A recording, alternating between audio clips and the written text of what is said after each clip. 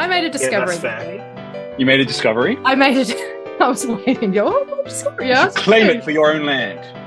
I made a discovery this week. I discovered Tumblr. Oh, God. Why do people not talk about Tumblr more often? I've actually There's- considered I mean- looking into Tumblr ever since, like, the whole Twitter fiasco. And Reddit seems to be, I don't know, following a similar trend with some of their recent decisions. I watched a YouTube video by Adam Conover the other day, and he basically mocks Tumblr users as aging millennials, saying, get out into the 21st century. I'm like, hey, I just got here. We're aging millennials. We found our So people. is he. I know, exactly right. The thing about Tumblr is that you can choose the things that you want to see, and that's what you see in your feed. You don't see weird ass targeted ads that you never asked for, or weird right-wing content. You don't have to have arguments with Nazis if you don't want to. It doesn't even show you the comments immediately, so you don't get downhearted by the comments of people arguing. And seriously, everyone is lovely in the community of the things that you wish to see in Tumblr, and that's where I have spent quite a deal of time this week looking at particular things on Tumblr. All right, so you're saying get on Tumblr. I am saying get on Tumblr. Okay. Just to clarify, we are not sponsored by Tumblr. No. If We they would like if to they be, would if like to Tumblr's sponsor willing. us, please send us money. We will say anything. The thing I I'm like not shy. about Tumblr I is will that say it's the greatest platform in the world if you pay me to say that. it's certainly look, I've never been on Twitter. I don't intend to be on Twitter. Certainly better than Twitter, in my opinion. Twitter is a very interesting place to be at times. I don't Yeah. understand why people are still there. I don't. I think It's- for the it's- hilarity. I was going to say it's like when you hate watch a bad movie or TV show. You just go to check out how bad it is. You're just Yeah. there for the hate watching. The And fun thing about Tumblr is I was going to that say, speaking of hate watching or hate listening, welcome to the show. Look, if they hate listening or not, they're listening, and that drives our numbers up. And then Yep. Tumblr will give us money to advertise them. So All it right. works. Exactly. We'll host exclusively on Tumblr. On that note, then, yes, welcome to the podcast, everyone. Welcome to We're Not Helpful, a podcast about books and our recommendations on books, our thoughts on books, and all the thoughts in between. I am Eloise, and joining me is Julian and Brayton. Hello, Julian and Brayton. Hi. Hi. So the reason why I mentioned Tumblr actually was because it sort of feeds into the topic of this week, which is in relation to fan fiction, because there's a lot of fan fiction on Tumblr. A lot of enjoyable fan fiction on Tumblr, I have to say, that I've been enjoying this week in any case. Okay, we have to clarify. Is this going to be an 18+ episode before No. we go down this rabbit hole? No, I promise. It's Because, it's I going to be a nice PG rating with maybe a slight M rating. I don't know. was going to say, I have not read any fan fiction, but I have definitely heard the stories of some fan fiction, and they can get quite, I don't know how to put this in a not M-rated way. It's quite spicy. Erotic. Raunchy. Erotic. Raunchy, that's a good Erotic's a nice- word. Ribald.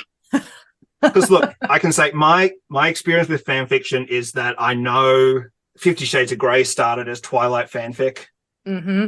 I know I will what's talk the about other that. one? I've completely lost my train of thought. What was the other one that started as fan fiction? Twilight. No, it's not. 50 Shades of Grey started as Twilight fanfic. Was Twilight fan fiction of something else then? It's an Ouroboros. Wait, I'll remember. Oh, the After series. Have you ever seen that? There's a series After of what? books by Anna Todd. I've not heard of that. There's like 5 or 6 books and also like 3 or 4 movies. Is there a And before series? I don't know, maybe the prequel? What about a during series? Anna Todd wrote this After series. and came out in 2014. It was a fan fiction. It was essentially One Direction fanfic. One Direction. Yes. she kind of wrote herself into this story where she goes to college and meets Harry Styles, and they kind of have this whirlwind romance. Except, I can appreciate that. yeah, except apparently Harry is an asshole and is an abusive boyfriend towards her. Oh, that's not good. So of course she rewrote the book, taking Harry Styles out of the book, obviously, because otherwise Harry Styles probably wouldn't be too happy with his fictional portrayal. No. And it has apparently made her a lot of money, and it's a very popular series considering it's gotten film adaptations. I've never heard of it. We can get into that in a little bit then. Yes. But yeah. I did not expect that that's where we would go with that. Sorry, because when you mentioned you wanted to talk about fan fiction, I went down a bit of a YouTube rabbit hole. You do that. So now I'm getting random stuff on my YouTube recommendations that I did not want to see. We've screwed your algorithm. But I'm seeing, Julian, there is a book called Before, which is a prequel. Amazing. Excellent. Yep. Well, before we get into that, how about... I'm still waiting for the during. How about we get into what we've been reading? What have we been reading this week? Brayton, did you want to go first? You said you've got thoughts. Sure. I have finally finished The Name of the Wind by Patrick Rothfuss, and thoughts. I have thoughts. First of all, I want to say that it is like a beautifully written book. Patrick Rothfuss is an amazing writer. Like, it is a slow burn. It's like 630 something pages long. It's a slow burn, but it's one of those things that the writing just keeps you moving through the book the whole way. It's never kind of boring. It never feels like it's just kind of stagnated, or it never feels like he's kind of, you get those scenes where it's like, oh, I need to make a word count, and it's just stretching out the scene way longer than it needs to. I think Robert Jordan in The Wheel of Time, I don't know if any of you have read that one or any of those books. It's 15 books in the series. It's a commitment. Always meant to, but I hear that there's 4 books in the middle, which is known as The Slog, and I'm like, I don't know if I really want to do that. Yeah, it's... Anyway, we can talk about The Wheel of Time at a future date, because I have thoughts about that series too. I have a lot of thoughts about The Wheel of Time. But there are moments in that where Robert Jordan will go into great detail about everything. And it's kind of similar. It reminds me of like Tolkien, how he would describe landscapes for 3 or 4 pages for a scene that really is only a few sentences long, which can be great if you're into that, but sometimes it can feel like a slog. But with The Name of the Wind, Patrick Rothfuss, I never really felt that. Like, it kept pulling me through the story, and I kept wanting to read more. Like, it was a really easy read. And with that, his characterizations, like, they all felt different. That was really great. Like, I really felt these characters, and I felt like we were moving along and they were growing and learning as we go. But my main critique would probably be with the storyline, because as we've discussed, he is in kind of a George R.R. Martin situation where we've been waiting for a 3rd book for 12 years now. And this being book 1 definitely feels like a book 1. Like, this just feels like a whole setup to something else coming. So Does the story have like a bookend on it? Like, does the actual story that you've read have an arc and have a conclusion, but it's just like there are threads that have been woven to allow a new story to occur, or does it end on a cliffhanger? It's a bit of both. There is the main thing. It's not really a storyline per se of like something happens to the character and they have a problem to solve that is the overarching thing. Like going from A, B, C, and then we end and then starts up again. The second book, it is an overarching storyline. Like, the in-world explanation is he's telling his story of how he got from his young childhood to where he is now, telling this person his whole life story. So, so it's kind of, there is an overarching storyline in the book, but it's much more about the main character and how he grows through these experiences rather than an overarching plot.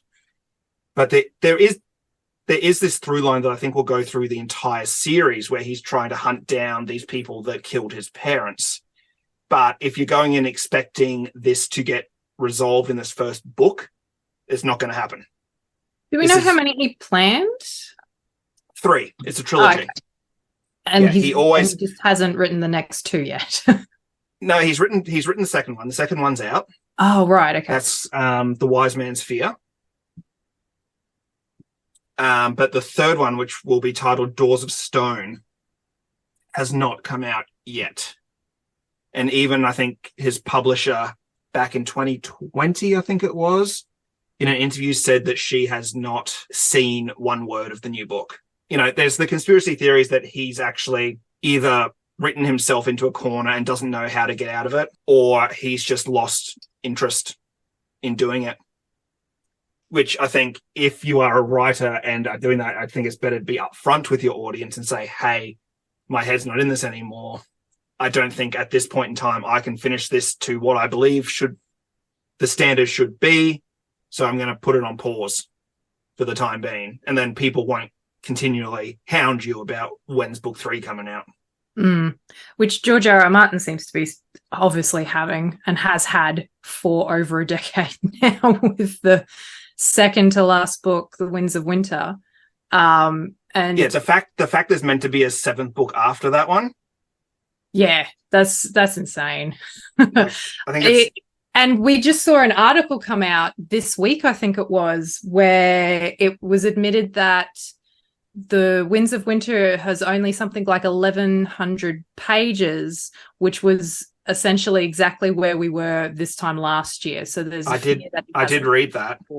I like to look at it a bit more pragmatically in that he is a perfectionist and he's obviously really thinking about what he's already written. And I think what he's been doing and what he kind of hinted at is that he is perfecting what he's already written and getting that all straight and good rather than completing the last 500 pages that he claims will finish that book off. And I think of it in a way that, let's say, you know, this book is also something, 12, 13 years overdue. If his publishers knew that he had finished the book, that he had finished those 500 pages, they're very much in the position of, you know what, screw it, give us that book and we're going to put it out. Whereas I think if he was to do that, but he wasn't satisfied with what he'd actually written, like if he's still thinking of it as a first draft version, then he wouldn't be happy with the published version that gets sent out there. So he's probably like putting in the finesses of those 1,100 pages he's already done so that when he's satisfied, he can then concentrate. That then leads into another conversation about when do you let something go, because will it ever be perfect? You know, we're obviously not in his head. So, you know, I don't know. It'll be nice. We'll see.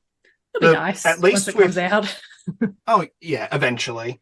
I wonder if they'll do Wheel of Time with a Robert Jordan situation where he unfortunately passed away and Brandon Sanderson was hired to finish off the books. But I believe George Martin has said that he would not allow that to happen. Oh, dear God. He would rather the series be unfinished than have someone else finish his work. No. But see, Patrick Rothfuss is in a bit of a sticky situation because a few years ago during a charity drive, he said that if they raised a certain amount of money, he would release a chapter from the 3rd book. And they reached that level. And then he said, okay, if we reach another level, I will not only release a chapter, I will hire audiobook narrators and actors and actually, you know, put out an audiobook, like a dramatized version of this chapter. And it hit that. Oh, no. And this was a few years ago now, and it has not surfaced. Neither of those have happened. That's not good. None of those has happened. And the difference is now that people have paid money to do this, I think now there is an expectation that this has to happen. But of course, he recently it was a live stream or something where he said he felt really bad about that because he's in the throes of editing and re-editing, and he is a perfectionist. He goes back and edits and edits. He wants every word to be perfect. Whereas I was watching a video for another YouTuber, Daniel Green, who said that in his opinion, it doesn't matter if it's perfect or not. Put it out there Yeah. The audience has something to tie them over. Go back, edit it, and then when it's released in the book, your fans will actually love going back and seeing what you changed and what you edited and what you kept in and took out and how it's different. They would actually love that kind of stuff. That's a really good point. Yeah. And it made me think that I would love it if authors actually, like, even just on their website, free put up the first draft of their book, no matter how terrible it is, just to see like the changes that are made. But anyway, that's I would love to go back and read the first drafts of some of the books that I've read. Right. Julian, what have you been reading this week? So I am still reading the book Phantoms by Dean Koontz, still working through that one. And it's getting quite interesting now. And it's that mystery of where does everyone gone and how has an entire town disappeared in the blink of an eye. And now they're beginning the investigation as to what could have possibly done this. I do have to ask, did they check the shed? Because sometimes when I lose things, it's in the shed. Did they check in the fridge? Yes, they did check the fridge. Under the lounge. And the bathroom. Behind the lounge. Oh, yes. Yeah. Actually, they did check around the lounge. So third drawer down. Well, it's a mystery then. No. We probably should have checked the third drawer down. You know what? They should have checked the last place first. Oh, of course. And they just kept looking. So then it's not the last place they looked. Ah, well. But then they should go and find the last place that they will look. Look there first, find it, and then keep looking so they can say, no, it was actually in the first place I looked. Yes. Perfect. Yes. Think smart. But I'm also reading a book that was, I guess, co-written by Judi Dench. It was given to me for my birthday, and it started out as an interview for, I think, a podcast, actually, where an old friend of hers was interviewing her about some of the plays that she's done over her life, her Shakespearean plays in particular. And then he realized about halfway through or so that there was just far too much there. It was just too much gold in that for it just to be a quick segment. So he actually worked with her for quite a while in ballooning it out to a book. So it's basically a novel-length interview with Judi Dench on all her different Shakespearean characters. Oh, wow. And at the moment, I'm reading about her Lady Macbeth. Ooh, she does a particular thing of how she learns the scripts because, like, is she dyslexic or something? Like, she has an issue where she can't read properly or something. She's going blind. Oh, that must be it. Yeah. I think she gets people to read it out and then she just memorizes it from the audio or something. And she gets to know so much of the script than as she performs as well, she was saying. And she gets right into the whole, I guess, universe of the play itself and what's going on, and just really delves into it quite deeply as well. I had some interesting thoughts on Lady Macbeth that I'd never considered either, which is always good to get new points on it. Is the book specifically about her Shakespearean stuff or just like her career in general? Her Shakespearean stuff, because she believes that stuff is the stuff that made her all the money. Right. And not her starring role in the Chronicles of Riddick with Vin Diesel? Of all the guest stars that he could have got, Judi Dench. I was randomly thinking about that film today, actually, because I just watched the new Dungeons and Dragons film last night. Oh, and for whatever reason, that made... Oh, it was okay. Like, I didn't love... I loved it. But I didn't hate it. Like, it was very enjoyable. It's a great film. It's far better than the original Dungeons and Dragons film starring Jeremy Irons. No spoilers, but the scene where they're trying to break into the castle and he's playing the music. Oh yeah, I laughed very hard. That scene. That bit. Yeah, that was. If you've seen it, you know what I'm talking about. Yes. Is it better than Mortal Kombat? Which Mortal Kombat? Better than Mortal Kombat. I disagree. The best video game movie ever made. The one from the 90s. Yeah, that one. That one's amazing. I don't care what you say. That movie is fantastic. That soundtrack alone is enough. Yes. That's the one with Jean-Claude Van Damme, isn't it? Is that the one we're talking about? No, that's Street Fighter. Oh, I always get them mixed up. They're both Street nice. Fighter with Raul Julia, again, of all the people to get in your movie. I love with Jean-Claude Van Damme. Last film as well. Oh yeah, but he gave that his all. He did. He did it for his kids, apparently. So top bloke. Another tragic loss. Anyway.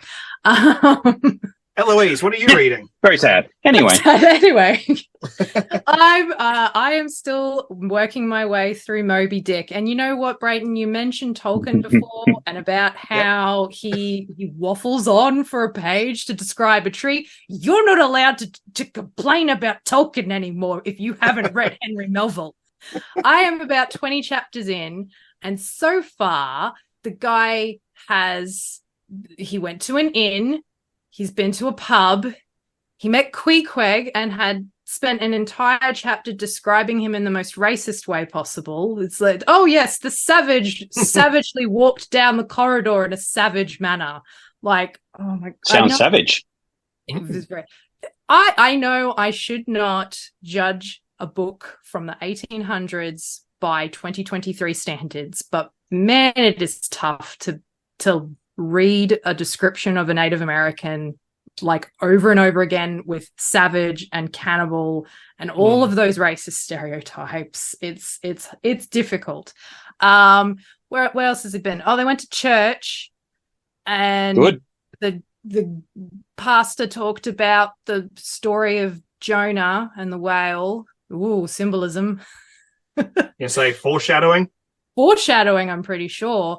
And now he's gotten on the boat. He found the boat that they're going to be on, the what's it called? The Prequad, I think, or the Pequod? Pequod, that's right. So they're on the boat now. Hooray. We're on the boat. Okay, so... They haven't set sail yet. They're just on the boat. They're on the boat. They have to describe the boat. They have. It appears to be They've a sort of described the boat. boat a lot. They've talked about Nantucket a lot. They've said Nantucket many times. Yeah, that's... So just to put into context, 20 chapters, how far into the book is that? It's like how do I describe it on an audio medium? So the book... what percentage of the book would you say you're through? Oh, like less than an eighth. Oh my goodness. It's less than an eighth. Yeah. Less than an eighth. So if we divide the book into eighths, you are less than one of those through it. Yeah.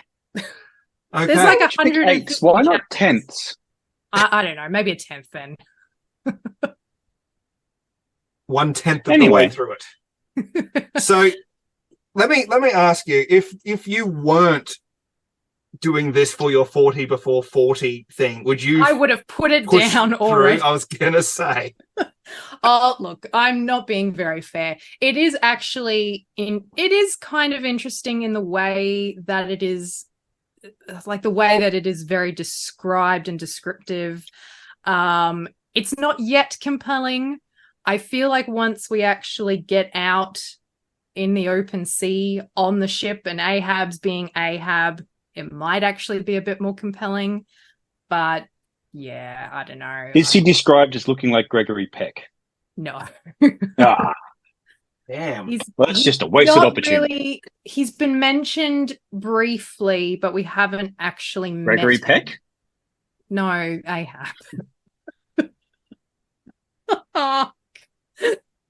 One day, I've already... now an actor will be born. Yes. Yes. He will look like this. Yeah, so Ahab's been mentioned, but he hasn't turned up yet. I assume once we actually get a glimpse of him in the book, it will be a bit more interesting. Yeah, see, Moby Dick's been on my list of... I have this list in my head of like all these great books that I really should read at some point in my life. Moby Dick, I've already decided that if I'm doing that one, I'm going to listen to the audiobook. Yeah, I think I would recommend it. It's a bit difficult reading wise. My attention keeps wandering, usually to Tumblr. Yeah, well, I have this idea that you should never read a book because you feel like you should, unless you're doing it for school, and then read the books for school kids. You need to do that. Yeah. But never read a book because you feel like you should read it. Read it because you want to. I agree. That's why I think I mentioned last podcast that I don't really not finish books because I only pick books that I feel like I'm going to enjoy. Mm. And I have this thing where I hate reading multiple books at once. I feel like I can't concentrate on the story if I read multiple at once. So, Julian, when you're saying you're reading 2 books, I'm like, ooh, 2 books. My mum often reads 3 at a time. I don't know where I would find the time to read 2 or 3 books at a time. She used to own a bookstore. Oh, well, that would explain it. just reading in the store, waiting for people to come and... Sometimes, yeah. I still have memories of her doing that. It'd be nice to own a bookstore. Yeah. Speaking of people owning bookstores, that could probably move into seamless segue. Seamless segue. And unless you It's have like we context for the scripted it that fan way. fiction, unless you have context for the fan fiction I know you're talking about, this might be that might be weird. We'll call it a non sequitur. Yes, all right. So we're talking about fan fiction today. When, if you've ever read any fan fiction, did you like it? When is it good? When is it bad? When is it problematic? All of those sorts of things. I'm going to go out on a ledge and say most of it's bad. Oh. I'm sure yours will be top notch. Fine. The thing that I saw on my YouTube rabbit hole now is that it's one of those things that it circles back to so bad it's good. And the badness of it is part of the charm of it. I think so. It like a lot of people will end up doing fan fiction because there is a gap or a need in the IP that they are viewing. So I've mentioned Tumblr about 5 times now. What happens is that there are communities on there who are very much in the shipping community. So if you don't know what shipping means, it means taking 2 characters from a particular story or even characters from competing stories that don't even belong together and putting them together in a relationship. Now, the relationship can either be from very low-level romance all the way up to, as Julian and Brayton described before, as quite erotic. Yes. So today I am bringing to the table a fan fiction that I have written. Yay. I would like to read out. Now, for context, it's not going to be erotic. Oh. And that's the end of this show. There's no point going on. Everyone's tuned out. Will you at least read it in a deep, husky voice? I am going to read it out in my actor's voice because there are characters and description and whatever. So I'll put on my. I was going to say, if you'd given this Do any of them have a deep husky voice? I don't think they particularly have. I'm out. One of them certainly doesn't. I was going to say, if you'd given 0 stars. If you'd given this to us beforehand, we could have prepared and done like an audio drama. I would have gotten you two to do it and then kiss. Yes, because we've never done that before. No, we would never.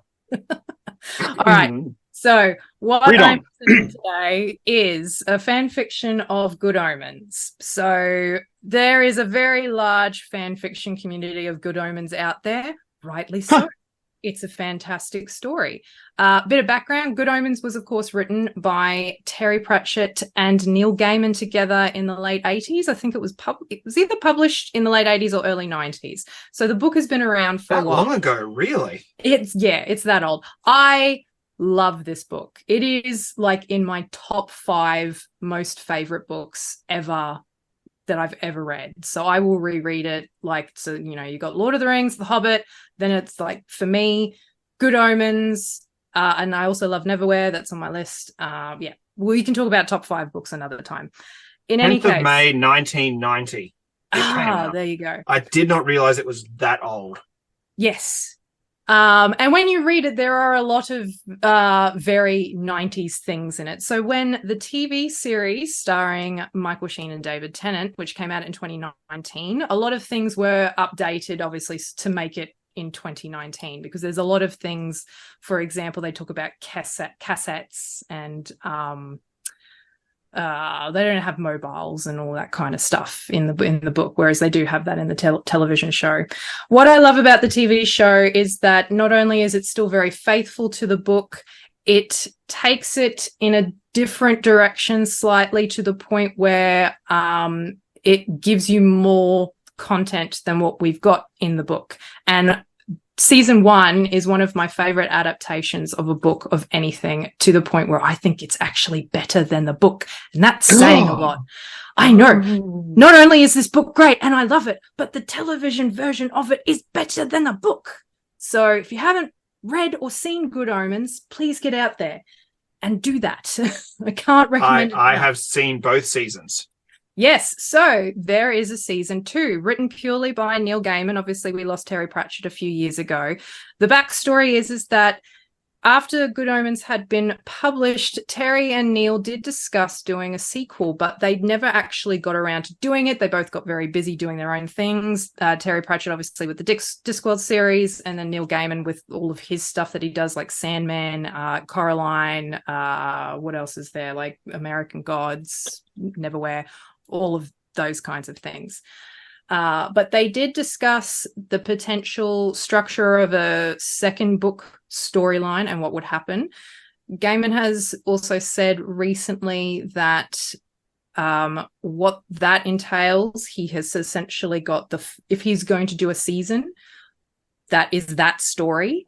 He has essentially written the first episode and the last 10 minutes, and that will not change. And he's basically said, if we get to season 3 of Good Omens, episode 1 and the last 10 minutes of episode 6 will remain the same. He is not changing anything about them, but the story in between will probably be very visceral.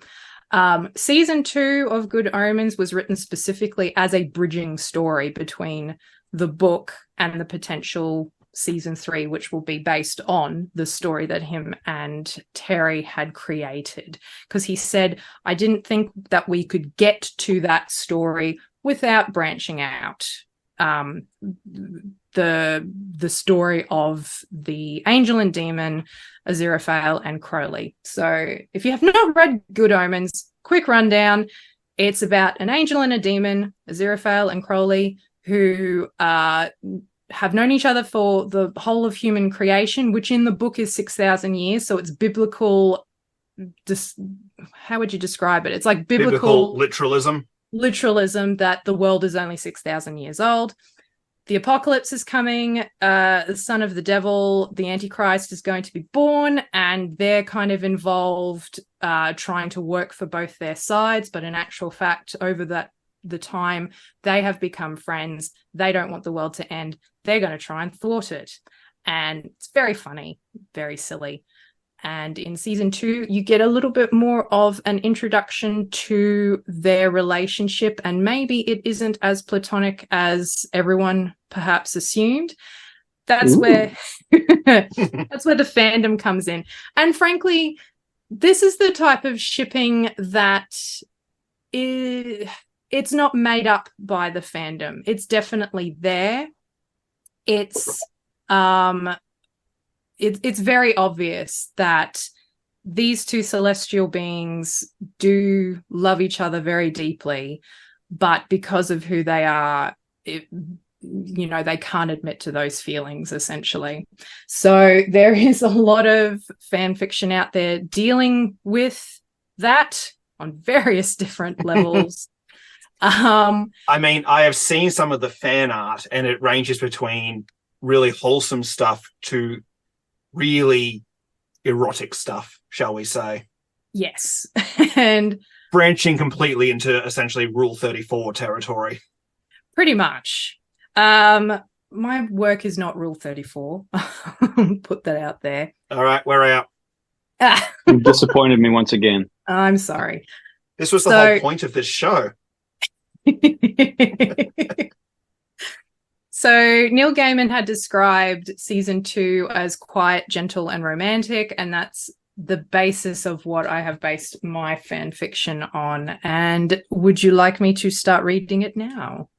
Yep. Before we do, just want to say, is this going to be getting into any spoilers for seasons 1 or 2? No. Like, there are references to certain things, but like just stuff that you would know about in the show, but no plot line references. There is one particular thing that will be described that is not a plot line, but something that I imagine would happen in a potential season 3 if we get it. So no, I don't be like, oh, remember the time you did this and then this action happened.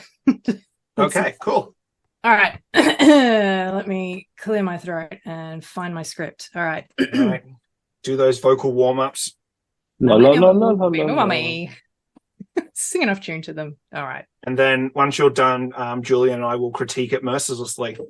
That's what I was assuming. Okay. Excellent. Be prepared. Excellent. All right. There is a rumour of a cottage in the South Downs, a quaint structure which sits hidden among a lush garden filled with remarkable plants and flowers. Located some distance from the nearest neighbours, the locals don't know what to make of the odd couple that live there, only that they're quiet and mostly keep to themselves. A strange pairing, seemingly nothing alike at all. One bright and amiable, the other tall, dark and brooding. Though both with such a fiercely protective nature of the other, you would swear you would be cut in half by their stare alone if you looked at the other unkindly. Whatever their story, it is clear to whoever may spy them, they care for one another quite deeply. On one particular bright and chipper day, we see a black 1933 Bentley wind its way along up the long, hard-packed dirt road to the cottage. It parks out front, and a tall, dark figure exits the vehicle and approaches the rustic picket fence surrounding the garden. He pushes open the garden gate and strides along the gravel path towards the house. On either side of him, the various flowers seemingly hang closer to the path as he moves between them. He absent-mindedly stretches out a hand to caress them as he walks. In the other, placed behind his back, he holds what appears to be a small package wrapped in brown paper and tied with string. We catch a glimpse of a small gold signet ring on his pinky finger in the shape of a sigil adorned by a row of feathers. As he approaches the front porch, he snaps his fingers, and the front door swings open as if by magic. Upon entering the cottage, we see a modest open room, a kitchen with adjoining dining area, and a small, cosy lounge with two large and comfy-looking wing-back armchairs facing each other in front of a fireplace. In one of the chairs sits a man with platinum blonde hair. He wears glasses and reads a newspaper. As he turns a page, a noticeable gold ring adorns his own pinky, though this one is of a snake entwining around his finger. On the small table behind him sits a gramophone and an old framed black and white Polaroid of the two men at what appears to be some sort of stage performance, both looking slightly ridiculous. The calming tones of Moonlight Serenade can be heard drifting from the gramophone. The tall figure takes off his dark sunglasses and drops them on a sideboard as he announces his presence. "I'm back." His companion turns round, looking over his glasses at him. "There you are. I wondered where you'd gotten to. Where have you been?" The tall man casually saunters over to his seated companion, the package still hidden behind his back. "Nowhere. Just went for a coffee." As at this, the seated man becomes slightly perturbed, taking off his own glasses and putting down the newspaper. Why? I made a perfectly good pot this morning." The tall man places himself astride his companion by balancing himself on one of the chair arms.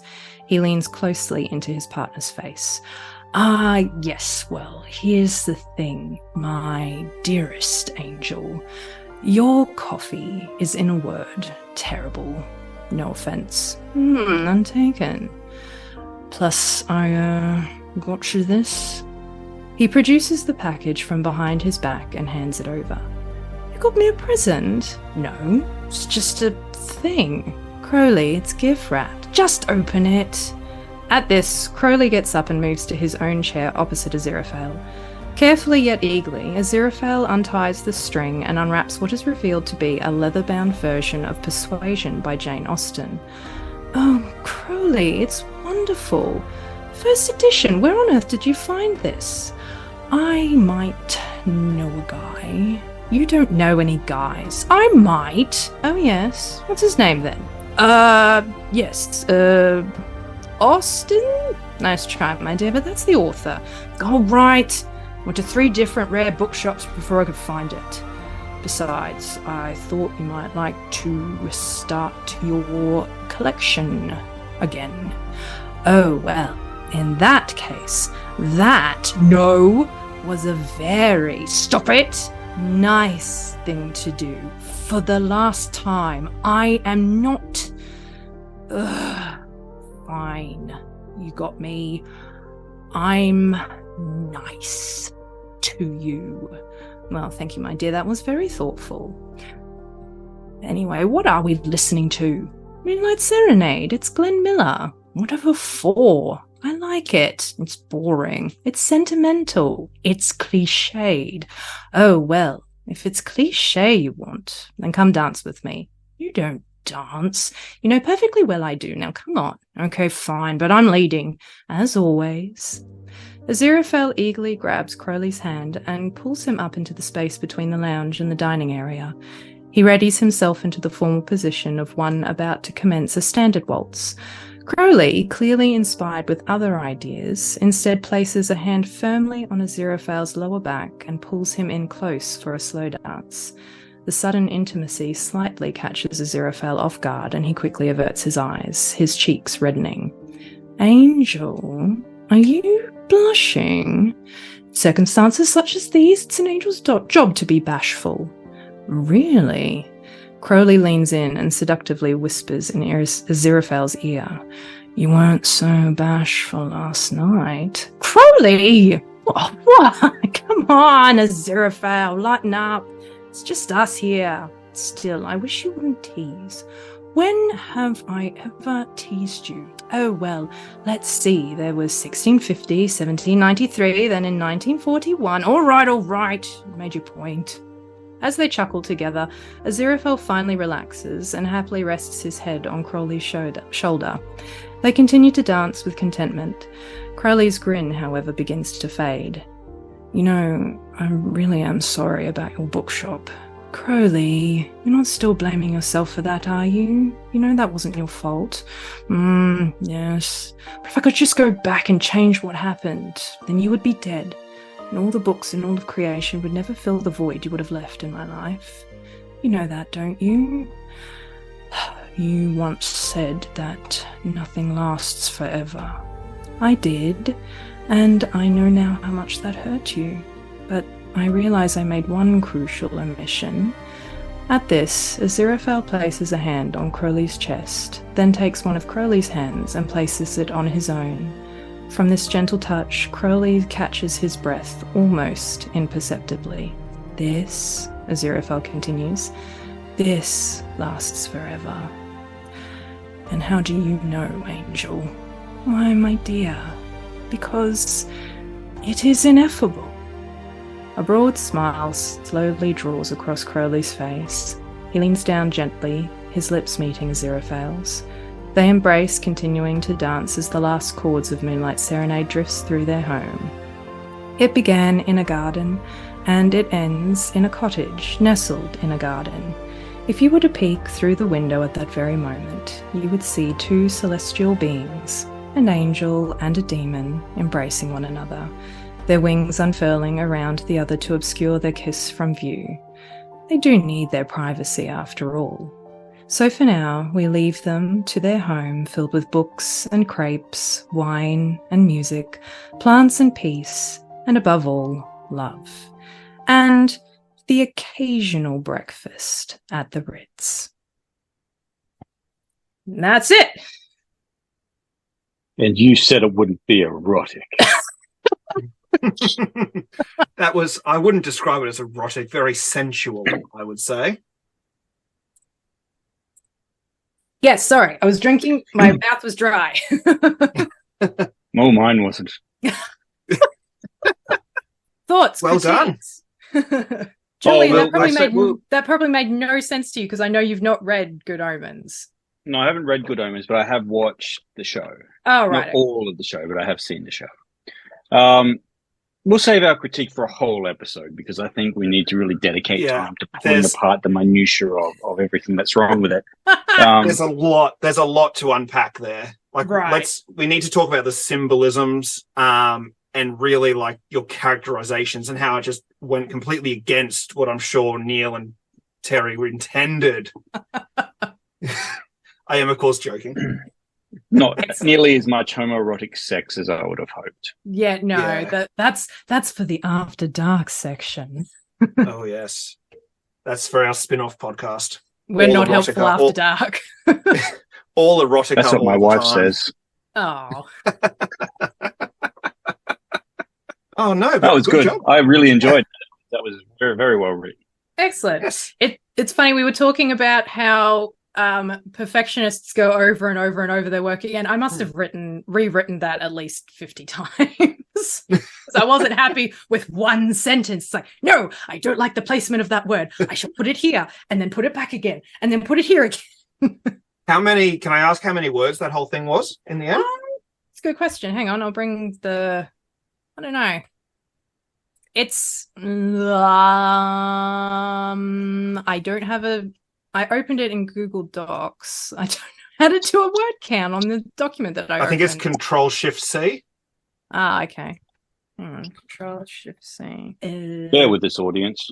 No, that just brought up a whole bunch of code. All right, don't worry about it. It's like 4 pages, so whatever 4 pages worth of writing is, it'd be like 2,000 words or something. Yeah. Well, I'd love to talk just briefly about like the composition process of it, because I remember reading an article once that was meant for beginning writers and stuff, and it actually said that writing fan fiction was a good exercise in learning how to write characters, as in taking already established characters with their traits and their personalities and putting them in different situations taught you how to differentiate between different characters in your writing styles.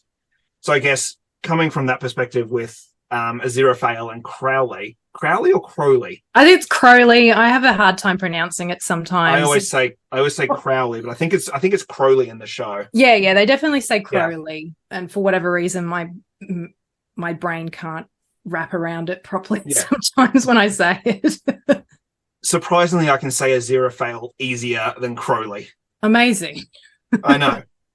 But I'm just, when you were writing it, did you find it easy to kind of distinguish between the two characters, knowing, like, having that already established between, when you tried to write something that was your own original thoughts? Yeah, it's because of the fact that they are very distinct, well-written characters in the first place, and that they're just so beautifully and perfectly acted by David Tennant and Michael Sheen that it's very easy to have a sense of them, and it is easier to write for established characters than it is coming up with your own. And we haven't really talked about it much on the podcast yet, but all of us three, that is, do like to write, and I find it good practice actually doing fan fiction. And I have heard that a lot of people, that's how they get into writing. Like, for example, people who write scripts for Neighbours will just practice writing scripts before sending them in by watching the show and then writing their own versions of what they think is going to happen next with the storyline to sort of learn how to be script writers for the show. And that's how they encourage their current script writers to get the work, essentially. So at like Doctor Who, for example, it's Doctor Who Day, by the way. Doctor Who, we're finally back. Yeah.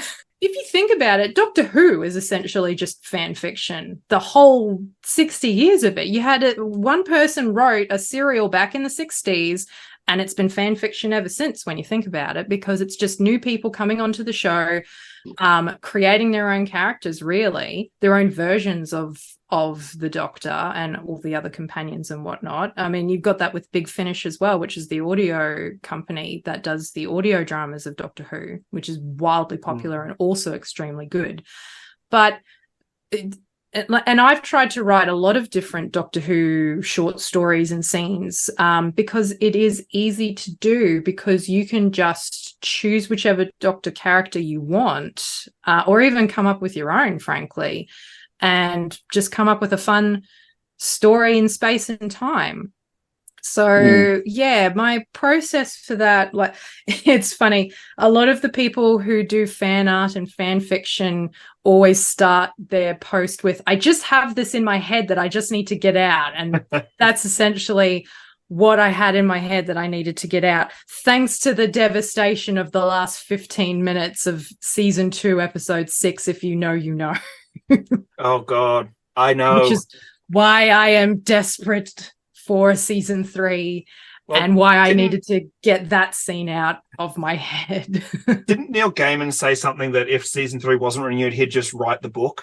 He has said that. So he did say if it doesn't get greenlit, he will write a novel instead. And it's like, that's great. But at the same time, I really want to see Michael Sheen and David Tennant again. And let's face it, I want to see them kiss more. But at least if we get the novel, then, circling right back to what we was talking about with Patrick Rothfuss and George Martin, at least we get a conclusion to the story. Yes. Having said that, though, even the end of season 2, as heartbreaking as it is, could still be seen as an ending of their story. If you look at it that way. When I first watched it, I sort of went between cycles of, well, that's the end, I guess that's the end, and to, no, I need more, to, well, like that is the ending. But I think I'm more desperate now, knowing the fact that Neil Gaiman has said, actually, that's not the end of the story. It's like, no, don't tell us that.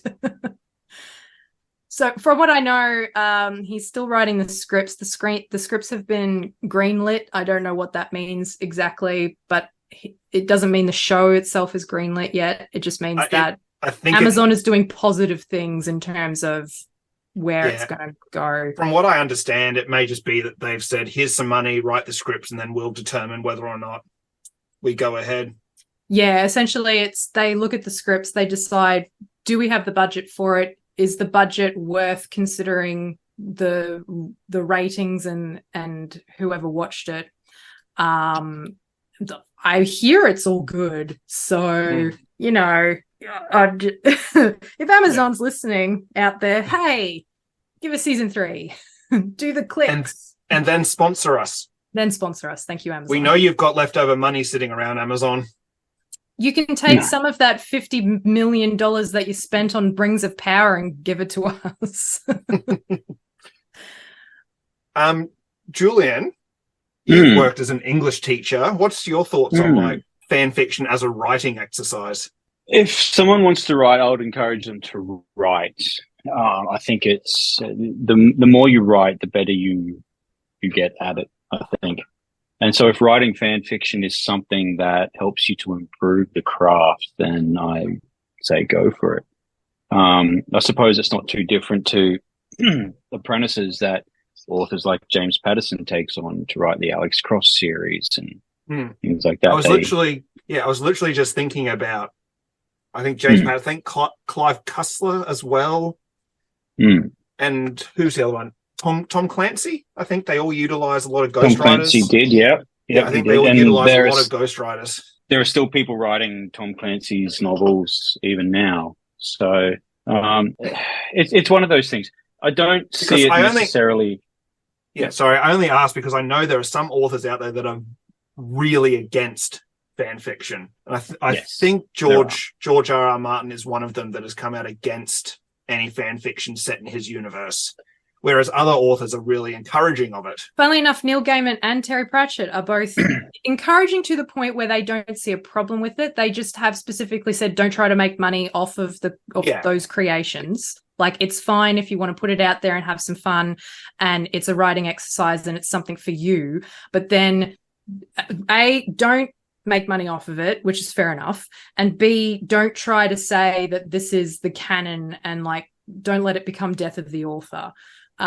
Which does tend to happen quite a lot, where you'll get a lot of fans sort of atting the author going, no, but that's not it. And it's like, well, I wrote it. I should know that is it.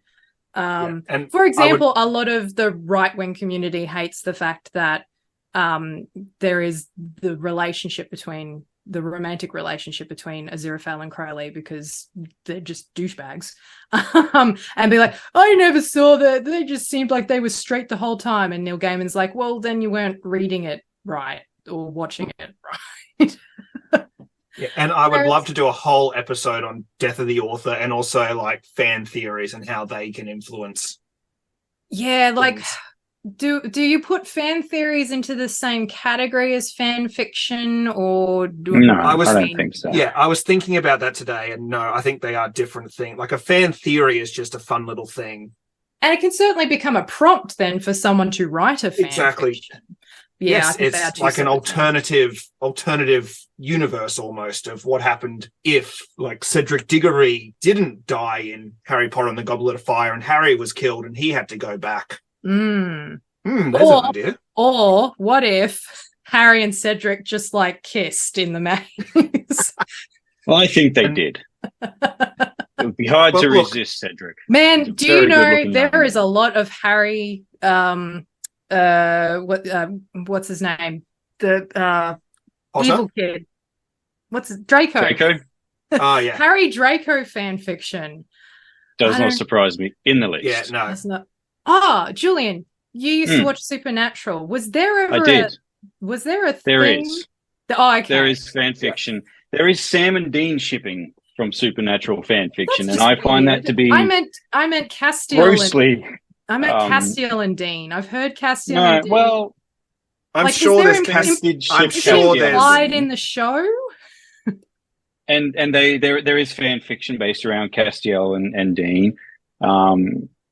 Of course there is. I mean, if you've seen the show, there is definitely some very strong homoerotic undertones between those two. Destiel, as they're called in the fan fiction.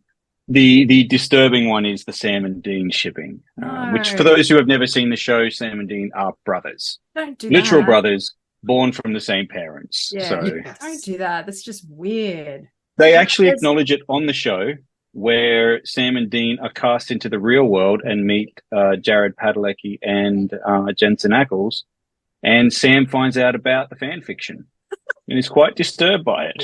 I should really watch that show. It sounds funny. I watched the first 6 episodes. I watched the first 6 episodes because it was advertised as from the creators or the producers of the X-Files, and was not impressed with it. But I hear it got better, but then it got worse again. Better. It got better, but then it got worse by the end. I stopped after season 5, which is when the original creator intended the show to finish. And I haven't watched any. I think there's 10 seasons after that or something. At least, yeah. And I think it was Eric Kripke, thank you, who went on to create The Boys. Oh, yes. Yeah, it was. Yeah, which is a fantastic show. Oh, that's the other thing. We wanted to talk about how a lot of fan fiction tends to be because people want to insert themselves into the story. I like to point out I did not insert myself into the story that I wrote. You were totally those flowers. And then Eloise burst through the door. So don't forget me. Boys, I need your help. We're on it. Wings. Off on another adventure. Yes, essentially that is, I think, where a lot of fan fiction can come from. It was definitely the case in, I think, 50 Shades of Grey, and definitely in the After series that I touched on right at the start of the show. It was definitely this person's fantasy of wanting to date Harry Styles. And for some strange reason, I don't know why it is, but people have this weird thing about being in toxic relationships. It's like people that say they want to be Harley Quinn and date the Joker. No, you don't. That is an abusive relationship. It's the romanticism of it. Because underneath, they really do love each other. And, well, no, they don't. They just can't exist without each other. There's a very, very large difference. But it's the romanticism of this dying for your partner and what have you, and the heightened passions that come with these life and death situations and things like that. It's the same as glorifying depression and anxiety and things like that. Yeah. They only see the melodramatic parts. Yeah, and I'm definitely not saying this is the norm, but for some reason it just seems to be the ones that get very popular seem to follow this trend. Or maybe I'm just not reading enough. Yeah, I think it's the whole bad guy thing that everyone really gets I think that's into. the thing with 50 Shades is Christian is quite the naughty boy, but he's a safe naughty boy, I think. So it ticks the right boxes. It's risque, it's dangerous, but it's still very safe and very tame. Well, on that happy note, we've been going for a while now. I want to end on a little game for you two, since we're talking about fan fiction. I like games. I want you to guess what the word count is on the longest fan fiction that currently exists. What can we I'll give you some context about what the actual fan fiction is. The longest fan fiction is called The Loud House Revamped. Now, The Loud House is an American Nickelodeon show that premiered in 2016. Not vaudeville. Play me out, Johnny. So it is a fan fiction based on a Nickelodeon show from 2016.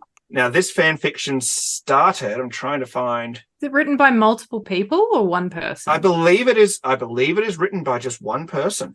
Oh, and it's just like an ongoing serial. Yes, Well, it's an ongoing serial, and I want you guys to guess 2017 1 this fan million fiction words. began.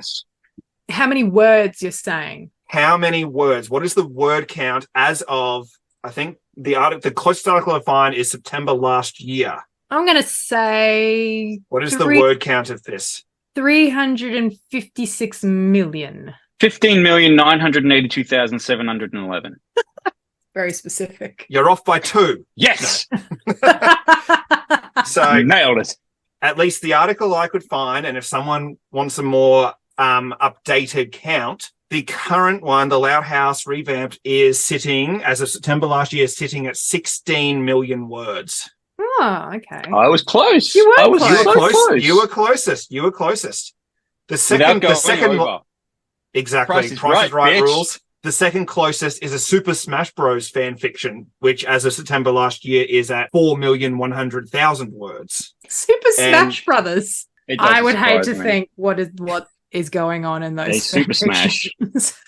So if anyone wants Smash to look is those the up, optimal word there. I just want to know how Stupidly. long you would have to read to get through 16 million words. Yeah. That is longer than Marcel Proust's In Search of Lost Time, which I think is regarded as one of the longest novels ever written. Ugh. Actually, when you is that? consider your average novel is about 90 to 100,000 words, I don't know how many more times that is. What exactly is the Loud House that someone felt compelled to write that much about it? I have no idea. I've never seen the show. If it's Nickelodeon, I'm assuming it's a kids' show. It lasts They do 7 have- seasons. Huh. Nickelodeon's After Dark, don't they? Which is more teeny adult, or is that Comedy Network, Cartoon Network? That might be forget which one. Cartoon Might be. Network had their... Oh, okay. So Loud House is still ongoing. Well, there you go. It's still on. From May 2nd, 2016 was the first episode, and it is still ongoing. 7th season first aired May 17 this year. Total of 253 episodes. Interesting. Yeah, I'm I've going to never have to seen look it up to see what it actually is. Not that I'm going to read the fan fiction. Yeah, or no. watch the show even, unless No. Nickelodeon wants to sponsor us. Then I will. Oh, yeah. Look, any potential sponsors out there, we will take your money. Yes, I will say your office chair is the best I've ever sat in, even if I've never seen it before. I don't care. Pay me money and I'll do whatever you want. Brought to Yes, you by you'll- Squarespace. Squarespace, where you can go and make up all of your own websites. Squarespace. Yep. Squarespace. Also, Casper mattresses. Oh, yes. And the stamps.com one, I think. Which isn't even available in Stamps.com. Australia where we But are. you can't get here. But you know what? We will still be sponsored by them. I don't care. Yes. So there's a fan fiction website that you can go to, which is called, I should have looked it up. It's it basically just look for AO3. Yeah, AO3 stands I've for heard something. of that one. Yes. And funnily enough, when I actually went there to have a look at some things, the average count for most fan fictions is usually like in the hundreds, like 800, 900. Maybe there'll be like 1,000, 1,300, whatever. Good Omens, 44,000. So I'm not the only one. Oh, there we go. I just found the page for the Loud House revamp, so I can give you current updates. It was Ooh, updated It was updated 8 hours ago. Spiving. Its current word count is sitting at 16,777,215 words. Incredible. Speaking of websites, Eloise, you've developed a social media platform. I have. site Thank you thing for us. reminding me. I have now developed a Facebook page for us. You just need to go to We're Not Helpful Podcast and like, subscribe, interact, drop a comment, do all We the are things. Facebook official. We are. I'm trying to We figure are. out how to That's get it. us on Instagram. I'm not putting us anywhere else because that's too many to handle, and I refuse Twitter, as I said before. I refuse to call it by that letter that it now Maybe I'll goes put us by. on Tumblr. I don't know. Why not? All right, So- and with So that, follow us on Facebook. Yes, follow us on Facebook. definitely. Follow us on YouTube. Like and subscribe on all of the usual podcast platforms. We're on Spotify, Amazon Music, and Apple Podcasts. So We're if everywhere, we're not baby. on something that you listen to, please let us know and we'll work out how to get on there. there's SoundCloud. Stop listening to Are that we and on listen to us SoundCloud? instead. Yeah, don't listen to Joe Rogan or any of those popular ones. No. But God, don't The pick Rock on Joe was Rogan right now the other because day. he might beat us up. Pick on someone who can't Okay. beat us up. Are there any ones that have like 5-year-olds on there? Because that's probably what I Probably. could take. How many 5 Anyhow, you should be listening to us. at the same time? Yes, definitely. At least 100. Excellent. I would funnel them in one by one. Do I get prep time? Yes. Of course You you need do. a It's a fight. montage. Prep montage. Oh, Oh, that if it's an was- 80s montage, I would up it to 1,000. Excellent. Oh yeah, with an Yes. 80s montage, you could get so much training done so quickly. All right, So watch and out, with that, 5-year-olds. Brayton's coming for you. Oh, God. good night, everybody. All right. Thank you very much for listening. No. Let me know. I about don't know. your It's night thoughts here. on- Good morning. Enjoy your work day if you're listening in the car, or don't. I don't know where you work. I'm not your boss. Maybe you hate it. Just don't kill anyone. That'll put you in jail. Which No. will give you more time to listen to us, I suppose. Yes. Yeah. Listen from your But jails. still, don't kill anyone. We are Let me know not what you legally think liable about- for any killing you may or may not do. Trying to move it on. Moving on. Let me know what you think, what you thought about the fan fiction I wrote. Where could I have improved? I am looking to improve my writing skills. I do like writing. I would like to branch out into actual writing of actual own characters that I have made up that are not IP of other people's. So let us know. Yes, please do. All right. All right. With that, Thank you guys bye. for joining us, and we will see you on the next episode. Bye Bye bye. now. Bye bye.